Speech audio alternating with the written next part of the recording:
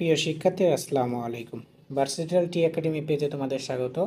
2024 সালের বার্ষিক পরীক্ষায় নমুনা প্রশ্ন নিয়ে হাজির হয়েছি, অর্থাৎ ষষ্ঠ শ্রেণীর ডিজিটাল প্রযুক্তি, যেটা আগামীকালকে তোমাদের পরীক্ষা হবে। পূর্ণাঙ্গ মান হচ্ছে 100 আর সময় হচ্ছে 3 ঘন্টা। নৈবেদিক থাকবে হলো তোমার 15টা এবং এক কথায় থাকবে হচ্ছে 10টা, অর্থাৎ 1 থেকে 15 পর্যন্ত তোমার অ্যান্সার করতে হবে। সেখানে হচ্ছে নৈবেদিক থাকবে 1 থেকে 15টা, যেটা 4টা অপশন থাকবে, তোমাকে সঠিক একটা বের করতে হবে।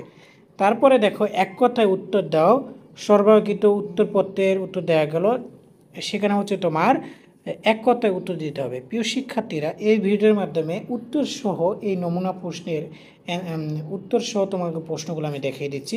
তারপরে দেখো খ বিভাগের সংক্ষিপ্ত প্রশ্ন, যেটা 10টা দেওয়া থাকবে। 10টার মান হচ্ছে 20, অর্থাৎ প্রত্যেকটার প্রশ্নের মান হচ্ছে 2 কইরা, টোটাল হচ্ছে 20 মার্ক। তারপরে গ বিভাগের রচনামূলক প্রশ্ন, দৃশ্যপটবিহীন, যেখানে তোমাকে 5টা প্রশ্ন দেওয়া থাকবে, তোমাকে 3টা প্রশ্নের উত্তর দিতে হবে, যেখানে মান হচ্ছে 5 কইরা, টোটাল 15 মার্ক।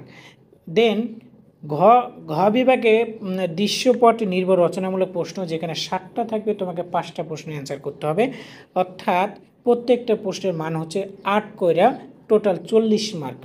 প্রিয় শিক্ষার্থীরা, এরপরে দেখো অ্যান্সার ক্লিপ্ট। অ্যান্সার ক্লিপ্টে কী আছে দেখো, নৈবেদিক প্রশ্নের কি 25টার অ্যান্সার দেওয়া আছে, অর্থাৎ 1 থেকে 15 হচ্ছে নৈবেদিক এবং 16 থেকে 25 পর্যন্ত হচ্ছে কি তোমার এক কথায় উত্তর।